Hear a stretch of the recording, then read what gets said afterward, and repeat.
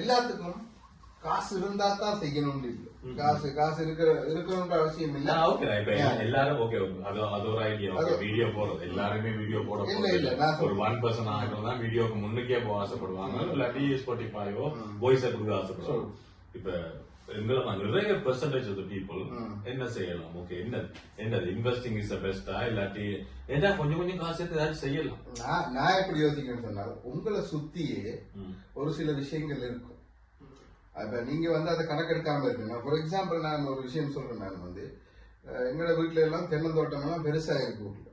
அந்த அந்த தென்னந்தோட்டத்தை எங்கட ஆக்கள் ஒண்ணு செய்யற தேங்காய் விற்கிறது அவ்வளவுதான். அந்த வாங்குறவன் அவன் பெருசா. நான் சொல்றேன், உங்களுக்கு பொட்டன்ஷியல் உங்களோட கையில இருக்கு.